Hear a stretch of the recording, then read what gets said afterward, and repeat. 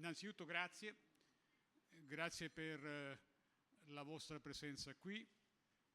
Abbiamo il Medor Day del 2025 che quest'anno abbiamo deciso di dedicare a un illustre studioso, forse il più importante studioso di storia del Mediterraneo in questo momento vivente, il professor David Abulafia,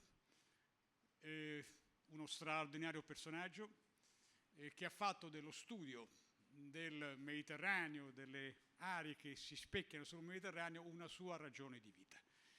Per noi è un motivo di grande orgoglio, motivo anche di soddisfazione. Avere un così importante studioso, thanks a lot, Professor, for your presence here. Mi si consenta di ringraziare poi un altro ospite particolarmente importante.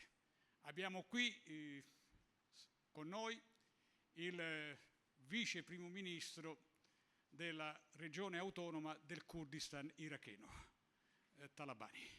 Grazie Presidente per la sua presenza qui.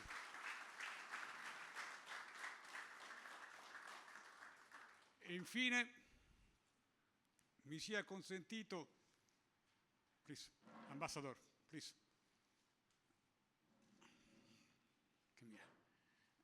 Mi sia consentito di rivolgere un ringraziamento speciale al sottosegretario Mantovano.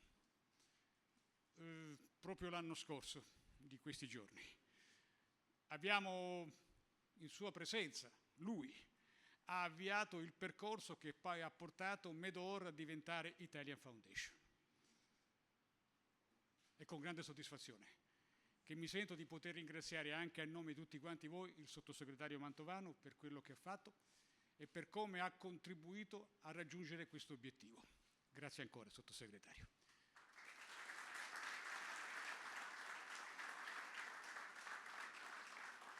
Adesso, finito il momento dei ringraziamenti, avvocato si accomodi.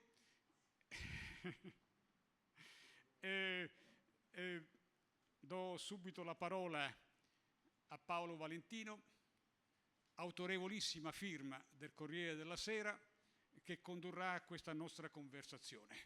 Mi scuso con voi se facciamo tutto questo appuntamento al chiuso, ma per ragioni di sicurezza e anche molto attenti alla vostra salute abbiamo pensato di farlo in un posto con l'aria condizionata. Grazie, in bocca al lupo. Grazie, buonasera. Non è solo un piacere, è anche un onore avere il professor Abulafia, i cui libri ho letto sin da quando ero piuttosto giovane. David Abulafia is Emeritus Professor of Mediterranean History at Cambridge University, where he spent his entire career. His special interests lie in maritime history, particularly the history of maritime trade. And another very strong interest is medieval and Renaissance Italy examined from a southern perspective. His maritime interests also include early encounters between Europeans and native peoples in the Atlantic.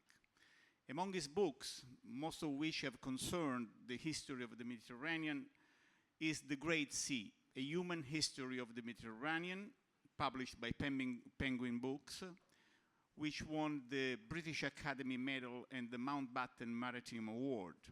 In that book, he challenges the methodology of the French historian Charles Braudel, putting at the center of his focus the populations, the men and women that live on its shores, instead of the eternal physical environment.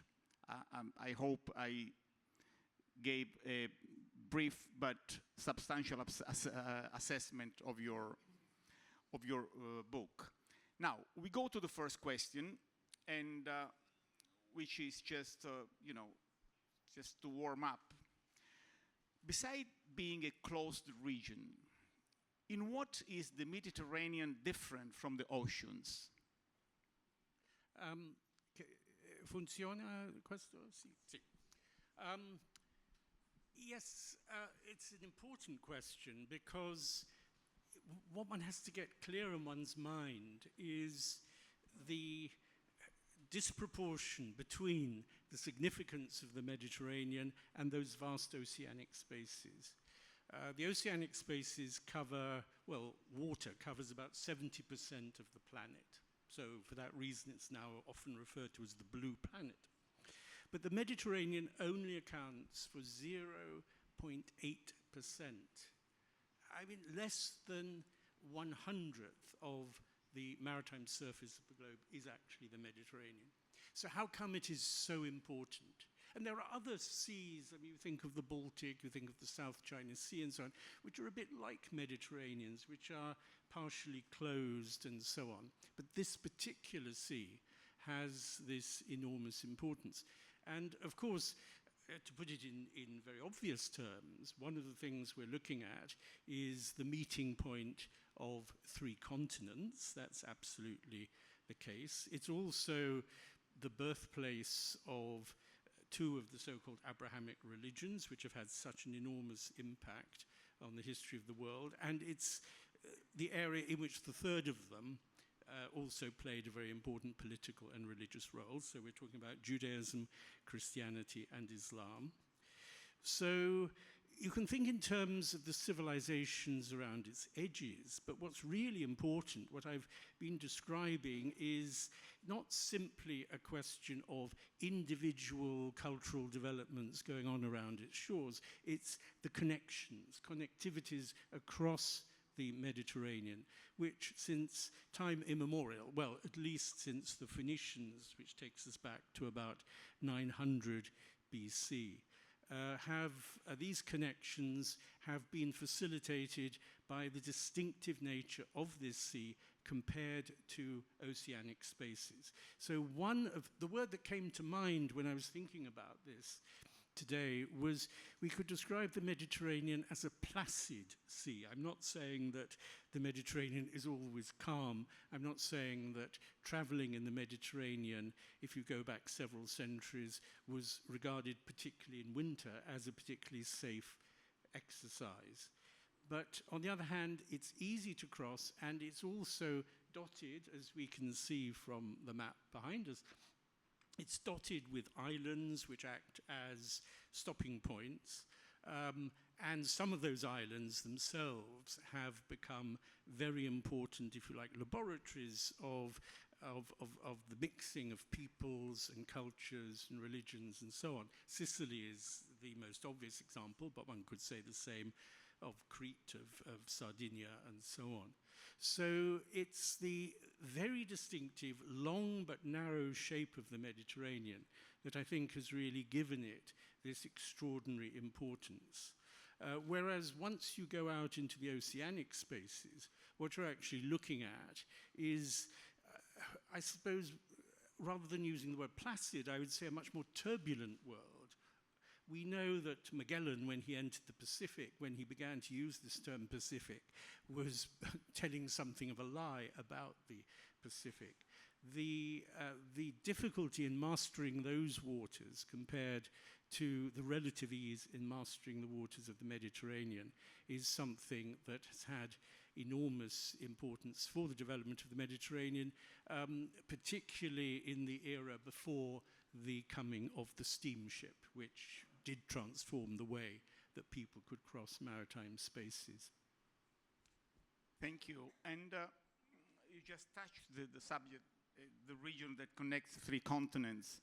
Actually, during the centuries, the Mediterranean Sea has been a theater of trade as well as of wars. And yet an old assumption was that if 2 countries trade, they don't make war each other, or at least they keep it low, like it happened in the Baltics with the ANSA League. Now, what is the relationship between commerce and warfare? It's a very interesting question. And again, looking at this from the historian's point of view, trying to understand how political and religious barriers were constantly within the Mediterranean. I mean, you see it obviously in other seas as well, because you've mentioned the Baltic. But particularly within the Mediterranean, the way in which these apparently impermeable barriers were so easily crossed by a particular type of of activity, which is the conduct of maritime trade. And if we go back in time, we can see, for instance, how in the era of the Crusades, so in the 12th and 13th centuries, it was still possible for the Genoese and the Venetians and the Pisans to trade very intensively in Egypt, even when the rulers of Egypt were fighting their own wars against the Crusader kingdom, which had been established in what is now largely sort of Israel and Lebanon. So, and even, I should say, to supply armaments to these people, despite papal prohibitions. So we have this constant paradox that there might be rules about the extent to which you are allowed to trade with the enemy, but you actually did so. And this reflects in many ways one of the key characteristics of the Mediterranean, which is that because of its enormous physical variety in the first place, and in the second place, because it provided for the goods coming through the Indian Ocean up the Red Sea, it provided markets for exotic goods from much further away, from as far away as the Spice Islands. The Mediterranean, therefore, the systems of exchange that developed within the Mediterranean, again going very far back in time, reflected the productive capacity of different corners of the Mediterranean. And this in itself stimulated trade. So we're not looking, as we might do if, for instance, we were to look at the Gulf of Mexico, at a relatively uniform sort of economic picture, a relatively uniform sort of geography and systems of production and so on. We're looking actually at tremendous variety from one spot to another. Give an example of that. I'll come back to the question of war in a second. There was a writer in Dubrovnik in the 15th century, a man called Philippus de Diversis, Dubrovnik or Ragusa as it's often known. And he tried to explain, I think he explained very well actually, this extraordinary phenomenon that this tiny town on the coast of what's now Croatia became such an important commercial center. Indeed, at one point it had even more ships than the Venetians.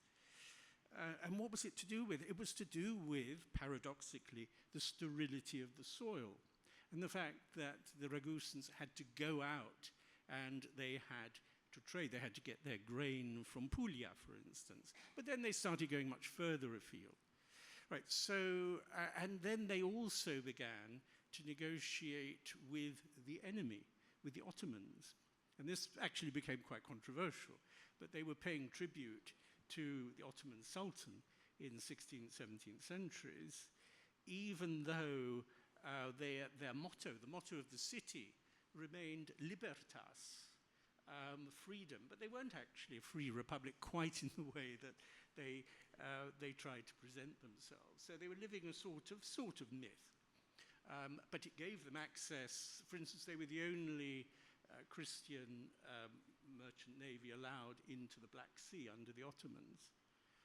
So they drew a great deal of benefit out of that.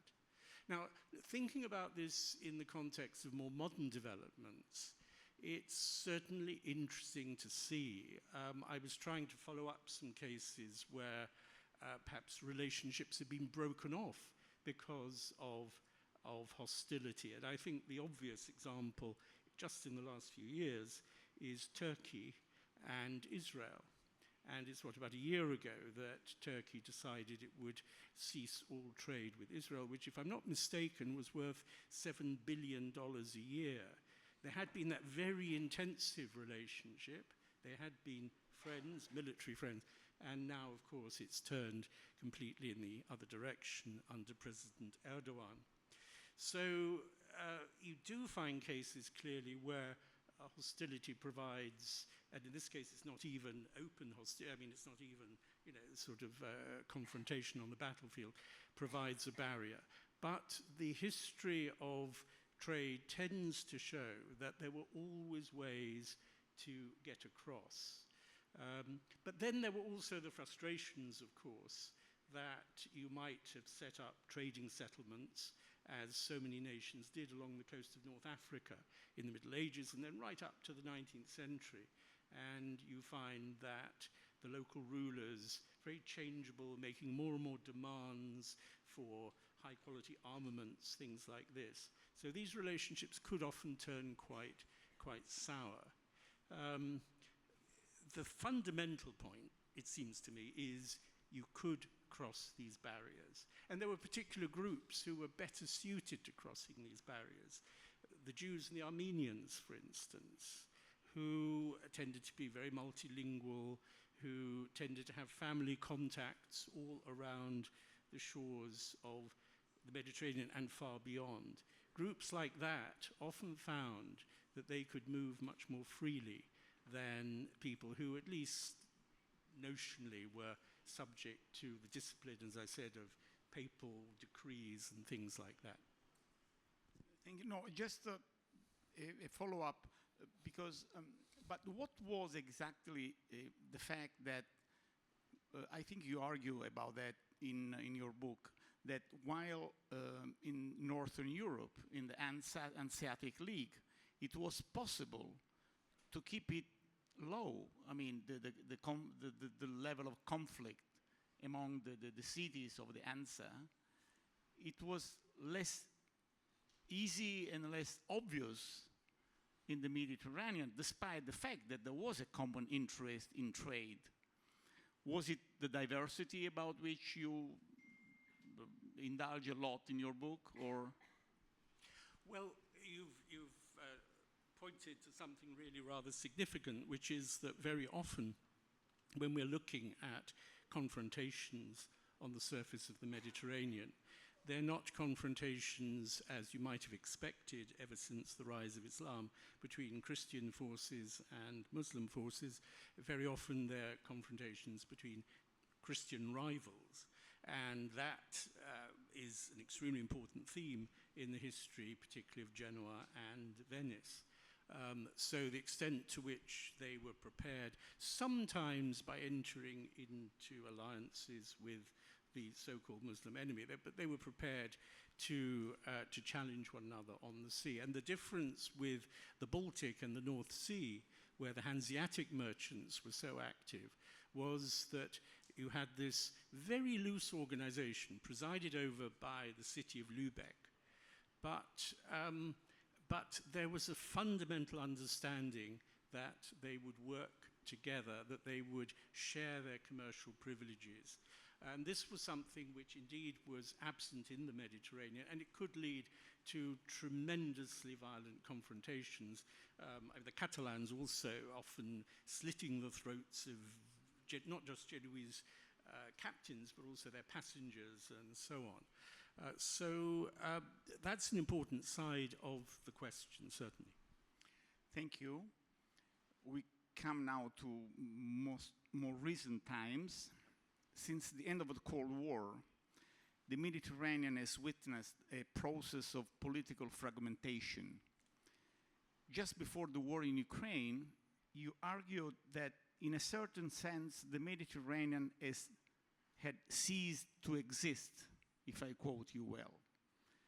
And you make a very interesting argument, which is that the countries of the northern shores, and when you say that, I would think that you were meaning France, Italy, Spain, maybe Greece, which is the country that belongs to the European Union, they, in a way, gave the back to the Mediterranean and started looking north towards Brussels, Strasbourg, Frankfurt, seeking, in a way, a more European, I would say, Carolingian, then Mediterranean identity. Actually, yesterday I covered an interesting event that Angela Merkel went back on the scene of murder in the sense that she was in Greece 15 years after, and she was still defending all her policies, which actually ruined the country. She got applauded as well, very strangely, but anyway. So let's go to the question. Is there a contradiction between a Mediterranean and European identity? How would you define them? Which are their differences and similarities? Yes. Let me turn first of all to the argument I was trying to make at that point. I should say the book was written, it was published in English in 2010. So, you know, a number of things have changed, certainly within the Mediterranean since then. What I was thinking of in that context was the way, not just that countries on the northern shores of the Mediterranean had looked increasingly towards the European Union with its center of gravity in Brussels and Strasbourg and so on. But I was also thinking of the sort of repercussions of what had been happening really ever since the Second World War, the process of decolonization and the impact of that on the relationship between the northern and southern shores. And what was particularly in my mind was, of course, the intrusion of the Soviet Union into the Mediterranean and the way in which the Soviet Union was able to exploit the understandable, perhaps, ill feeling in, for instance, Algeria towards the French. Algeria had gone through a very traumatic experience of its decolonization. And to try to draw these countries into a sort of Soviet web. And that, again, that distraction, if you like, the fact that we're now looking from that point onwards at a very fragmented Mediterranean. So thinking back to the colonial period, you could say, well, one of the features of the colonial period was that the fragmentation that had existed since the rise of Islam and under the Ottomans and so on, in a strange way had been healed by the way in which Spain, to a small extent, France, Italy, and Great Britain had taken charge of the southern shores.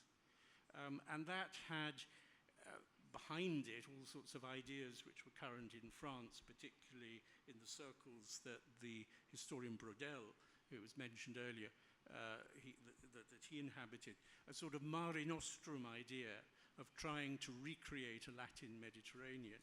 But it became obvious from the 1950s, 1960s onwards that wasn't going to happen. And many of the countries along the southern shores of the Mediterranean were going to seek a different identity, which at that point was bound up with Arab nationalism and things like this, which of course was also accentuated by the creation of the State of Israel in 1948 and the long-standing tensions there. So the Mediterranean, it seems to me, at that point, must have seemed to people in Rome and Paris and other countries with Mediterranean frontiers as something that they, in a sense, were tempted to turn their back on. And the sort of issue that seems to me to be worth exploring further is what sort of decisions were made to give serious economic aid to the countries on the other side of the Mediterranean. Were these countries willing to accept that sort of economic aid? That's one side of it. And then coming up to more recent times, of course, the chaos that emerged for a time in Algeria, the chaos that's still prevalent in Libya and so on. That sort of issue, again, helping to raise doubts about the viability of big projects to work together with states on the other side of the Mediterranean. So that's the sort of idea that I had there. And then beyond that, yes, the European Union, of course, as something which was seen as the foundation of a new type of identity in a way. Well, an identity, it becomes difficult at this point.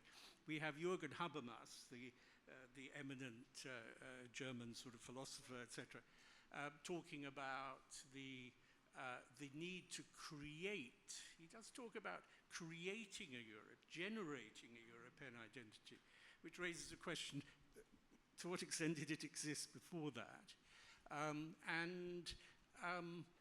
Certainly it seems to me that if we're going to try to find the roots of European identity, there are features which are common to the northern shores but were not particularly noticeable on the southern shores. I'm thinking particularly of issues to do with democracy, sort of creation of an open society, parliamentary democracy, that sort of thing which again helped to create and still helps to create a distance between what's happening on the northern shores and the southern shores.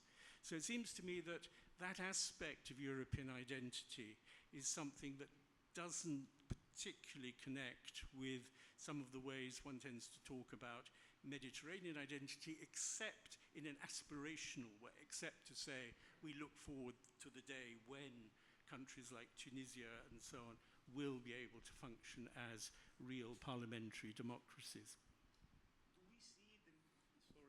Do we see the Mediterranean in a different way according to the shore we live? I think we do, actually, yes. The perspective is very different, and this reminds me of a point which Brodel made, and it's in that exhibition, that wonderful exhibition in Maxi, Mediterranea. Well, the Mediterranean, is it really one sea or very many seas? And what we see at various ends of the Mediterranean is certainly very different. The sort of sense of the geopolitical concerns and so on, obviously very different. But also, I myself, I'm rather skeptical about ideas of a common Mediterranean identity. It seems to me that so many of them turn on really rather insignificant markers.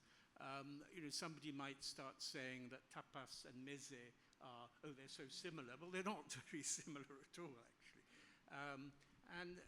When it comes down to something like food customs and so on, then you begin to feel that you haven't really probed the mentality of people living around the Mediterranean. So my answer is yes, different perspectives from different parts of the Mediterranean. And this has been accentuated, I think, very much by developments in the Mediterranean over the last, let's say, 50 years. The rise of tourism, all sorts of things, connections which now exist between the Mediterranean and other parts of the world, particularly the European landmass. That's a very important dimension, actually, to this question that you're asking me. That the Mediterranean has this regular, as we know, enormous influx of temporary migrants, the tourists, and the way in which they've been changing the character of the Mediterranean. They may see the Mediterranean sometimes from a very sort of romantic perspective, and they may, on the other hand, of course, simply be coming for sea and sand and so on. Thank you very much. Let's approach the mother of all questions and look at the Mediterranean as a geopolitical space. The Russia war on Ukraine has produced major shocks on a global scale. Migration, food, energy. Their impacts, often overlapping or sustaining each other, have been felt globally, from Europe to the MENA region, from the sub-Saharan Africa to the Indo-Pacific. Actually, this is a line of thinking which Marco has very often explained eloquently. Being the natural link between these regions, the Mediterranean seems to have regained a global role. Do you agree with this assessment, or is it just an illusion? Well, I agree in the sense that what is happening in the Mediterranean nowadays is of enormous global importance. I mean, we can look just at the conflict now taking place between Israel and the Palestinians, and we can see that that's had repercussions of a global nature, obviously. What I'm thinking, though, in relation to your question is that, because you started with Putin's war of aggression. War of aggression. And it seems to me that a lot of these phenomena were things which were already, shall we say, in the pipeline. For instance, when we start talking about migration,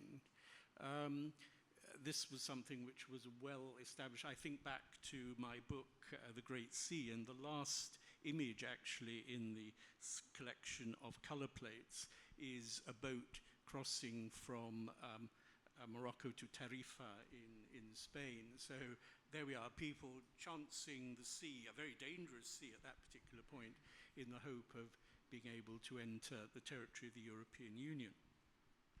So we have to ask ourselves what lies behind that, and I think so often the factors lying behind that, when we're talking about migration, actually originate way beyond the Mediterranean. It may be in Afghanistan, or when we think of the large-scale migration from sub-Saharan Africa.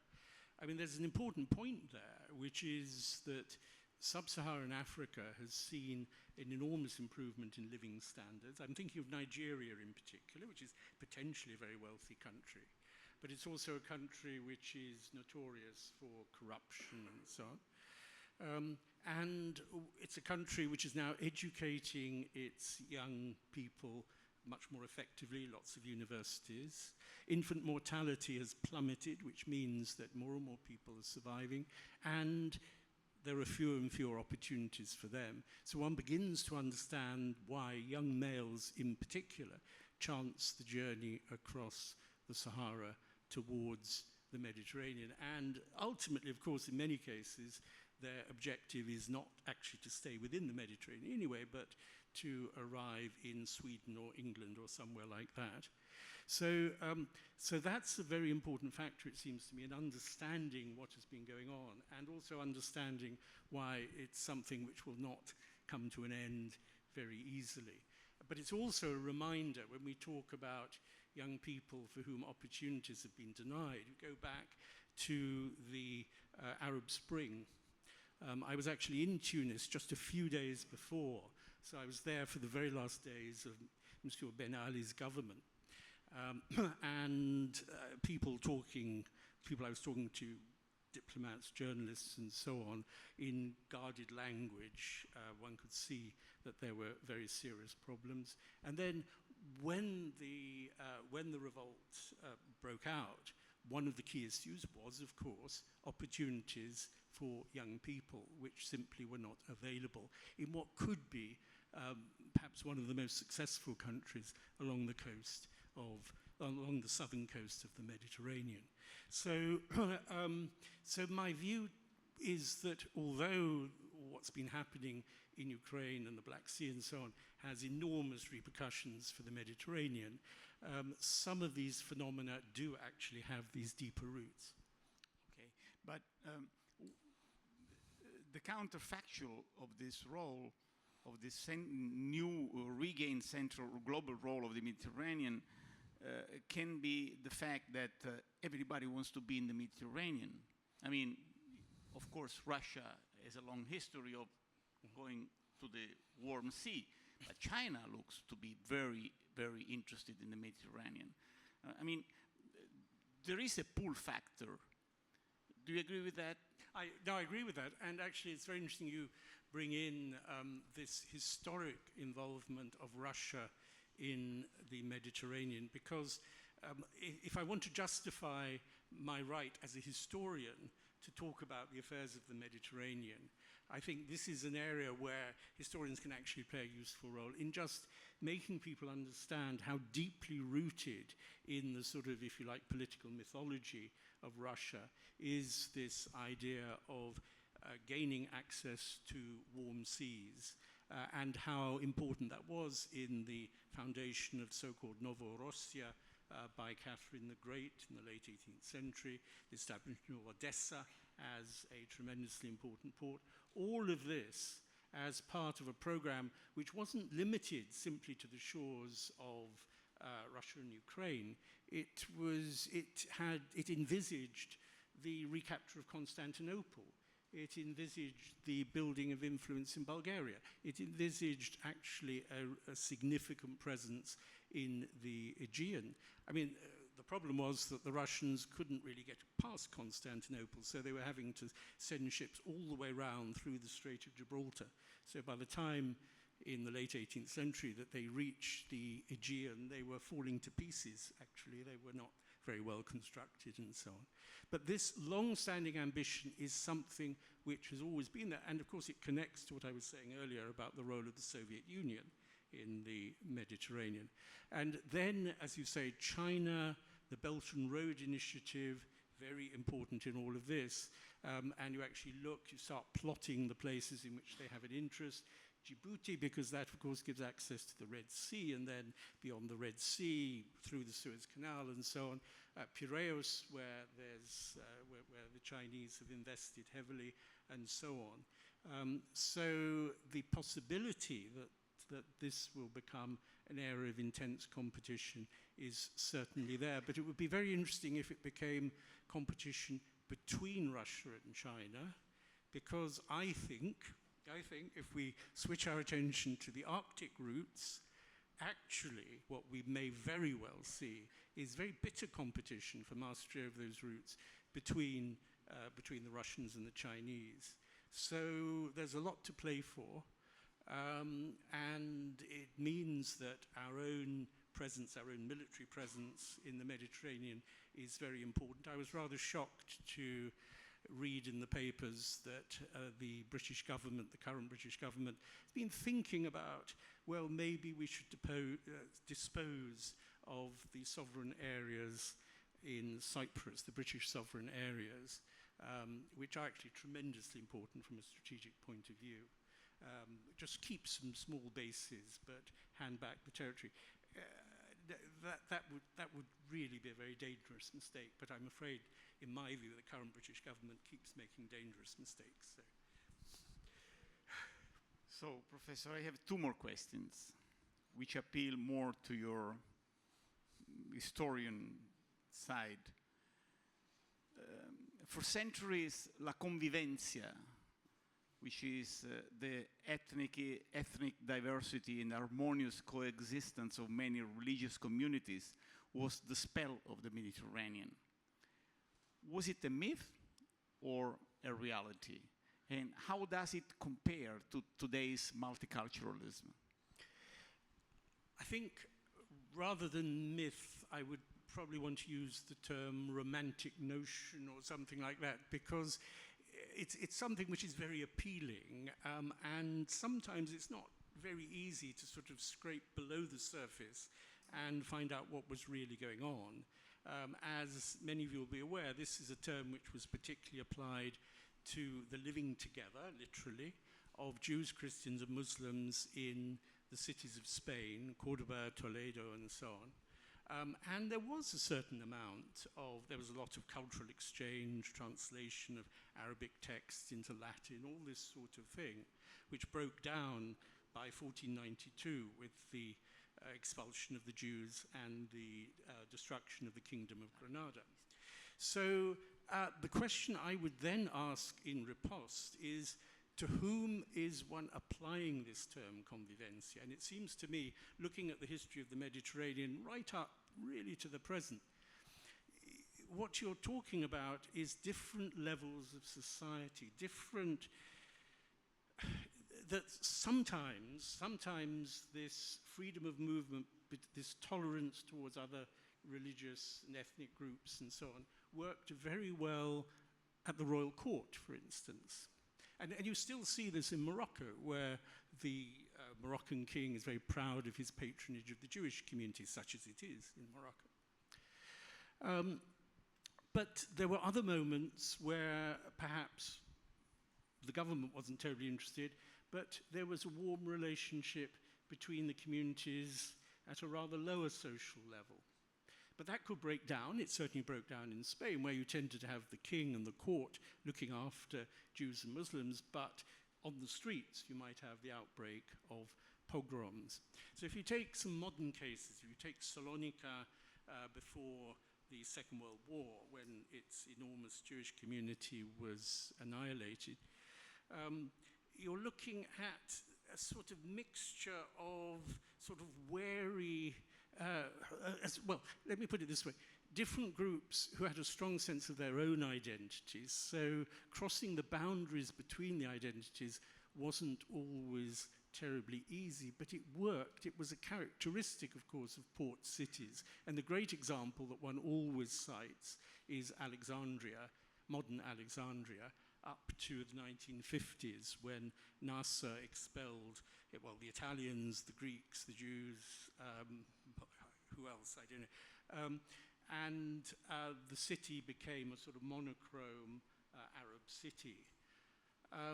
And so that sort of sense of a rather distinctive civilization which had been created there, it's something which is now irrecoverable. I mean, you can go there and you can see where the Italian hospital was, and where the Jewish synagogue was, and where the Greek cemetery was. You can see all these things, but they are, by and large, non-functional nowadays.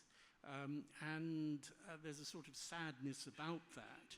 But then you also have to remember that the people who created that culture, who were actually only 15% of the population of Alexandria, because there was a large underclass, Arab underclass, that these people, they didn't really think of themselves even as Egyptians. They thought of themselves as Europeans, and they would love to quote the Latin phrase, Alexandria ad Aegyptum, because the word ad doesn't mean in, it means on the way to. And the Egyptian king would also cultivate this, and from Muhammad Ali onwards, they were talking about Egypt becoming part of Europe. So these port cities, in a sense, you could say they were living a myth. Thank you. And my final question is a spoiler. Not everybody in this room know that you're working on a new book on the Black Sea. Can we ask you if you can give us a glimpse? Is it an extension of your study on the Mediterranean? Is something new? What surprises should we expect? Thank you. Well, the idea behind this new book, because I've written a book about about the Mediterranean. I've written a book about the oceans, but that actually left out of account a number of maritime spaces. So it's not going to be a book just about the Black Sea, but the largest section, which I have completed, will be about the Black Sea. And one of the questions one might want to ask is, should one think in terms, the Russians like to do this nowadays, a greater Mediterranean that includes the Black Sea? But that's been in my mind. And the answer, it seems to me, it's an interesting answer, because what you find is there's no single answer. It oscillates from different periods, one period to another. You find that it is more and less connected to the Mediterranean. So under the Byzantine emperors, for instance, so we're going way back in time, the 12th century and before that, they were very careful to keep all these Italian merchants out and make it really their own private sort of domain as far as possible. And under the Ottoman emperors, the Ottoman sultans too, very much the same, from 1453, capture of Constantinople, for a very long time, trying to keep out the foreigners. The only ones allowed in were the merchants of Dubrovnik. There have been points when it's really been cut off from the Mediterranean, when its trade routes have been very much routes connecting the shores, supplying Constantinople and so on. And then there have been other periods towards the end of the Middle Ages, when the Genoese established themselves in Crimea and the Venetians established themselves in the Sea of Azov, not very far away, when things opened out and it became much more closely linked to the Mediterranean world. And this was particularly true in the 19th and early 20th centuries, when groups of Greek merchants from the Aegean they colonized Odessa. They built these extremely active trade routes all the way deep into the Black Sea, and then in the other direction as far as London. So you have some really interesting long-distance connections. And another place, would you believe it, that was very active on this front was Camoli, a little town near Genoa. And their ship owners were extremely active along these routes linking Italy to the Black Sea. So that's one question. The other question, as I say, which I've sort of alluded to, is how then you might look at it during these closed periods. There was a lot going on. One of the major features of the history of the Black Sea, which is very relevant to what's happening today, is the enormous level of production of grain, of hard grain, triticum durum, which again, if you go to this exhibition at Maxi, you can actually put your hand in a bowl of this Triticum durum, which, as we know nowadays, when Putin doesn't interfere, supplies very significant areas of the world, been very important in alleviating famine in Somalia, for instance. But this is a long history. The sources of production have moved around a little bit. But Crimea and the southern Ukraine and even areas much further north feeding down the river routes into the Black Sea have had an enormous importance, if you like, on a global level because of the vast quantities of grain that could be exported. Eventually, in the late 19th century, beginning of the 20th century, the Americans began to develop their enormous open spaces for grain production. So Chicago became the rival of Odessa, if you like. But that was after many centuries in which Ukraine was really the major source of high-quality grain, certainly in those connected parts of the world. Noi ringraziamo il professor Abulafia per questa bellissima masterclass, per le sue parole, per le sue riflessioni profonde e illuminanti e niente. Grazie a tutti.